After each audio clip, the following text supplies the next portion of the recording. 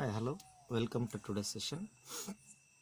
For the completed chapter up to the previous session of our discussion, that is pastoralist in the modern world from history part, let's discuss about an exercise activity for the same chapter. So, exercise activity under that first question, explain why nomadic tribes need to move from one place to another. What are the advantages to the environment of this continuous movement? I repeat question. Explain why nomadic tribes need to move from one place to another. What are the advantages to the environment of this continuous movement? So answer to the question is there were many needs of nomadic tribes to move from one place to another. Nomadic tribes had no regular fields of their own from where they could get fodder for their cattle. Second one, they lived with their herd in the low hills of Himalayas from September to April because huge mountains are high altitude were covered with snow during this period. In these areas, the dry scrub forest provide pasture for their herds during this period. Next, with the onset of summer, as the snow melted and the hillside began to be covered with lush green with a variety of new grasses, the pastoralists started their northward march for their summer grazing grounds. Again, when the onset of winter, when the mountains began to be covered with snow and there were dearth of nutritious forage, these pastoralists on the move again, this time on their downward journey. The movement of the nomadic pastoralists from the downward to the upward areas and vice versa allowed sufficient time for natural restoration of vegetation grounds. Their continuous shifting provided sufficient forage to the different animals both at the high mountains and at the lower hills.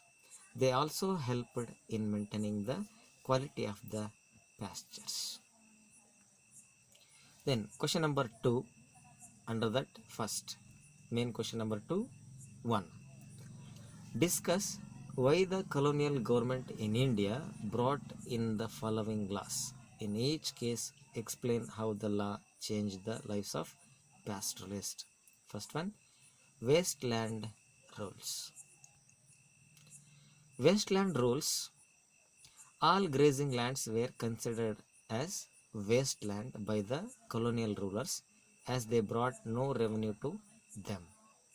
If this land could be transferred into cultivated farmland, it would result in an increase in land revenue and production of crops of jute, such as jute, cotton, and wheat. This is why the wasteland rules were formulated. However, they sounded the death knell of pastoralists because an increase in cultivated land meant an obvious decline in pastures and a consequent loss of a means of livelihood for them. Main question number 2 under that second. Discuss why the colonial government in India brought in the following laws. In each case, explain the law changed the lives of pastoralists. Next one, Forest Acts. Forest Acts.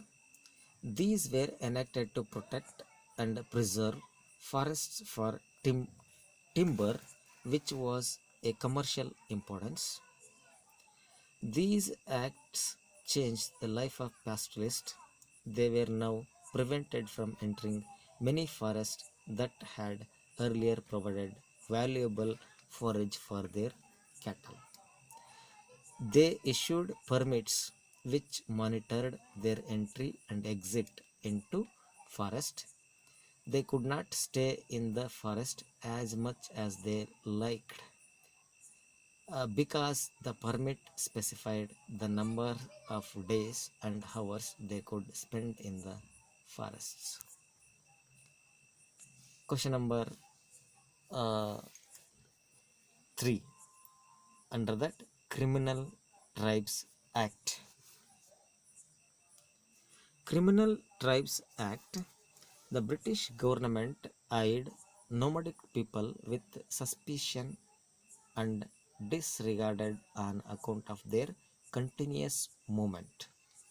They could not be tracked down or placed in one particular place, unlike rural people in villages who were easy to identify and control. Hence, the colonial power viewed nomadic tribes as criminals. The Criminal Tribes Act was passed in the year 1871 and it further ruined the lives of the pastoralists who were now forced to live in notified settlements and were disallowed from moving out without a government permit. Next, fourth one, under main question number 2, grazing tax. Grazing tax, it was imposed by the colonial government to expand its revenue income. Pastoralists had to pay a tax on every animal they grazed on the pastures. This right was now auctioned out to contractors. They extracted as high a tax as they could to recover the money they had to they had paid to the state and earn as much profit as they could. Later, the government itself started collecting taxes. This created problems for the pastoralists who were harassed by the tax collectors. It also became an economic burden on them. Then, main question number 3 onwards will be discussed in tomorrow's session.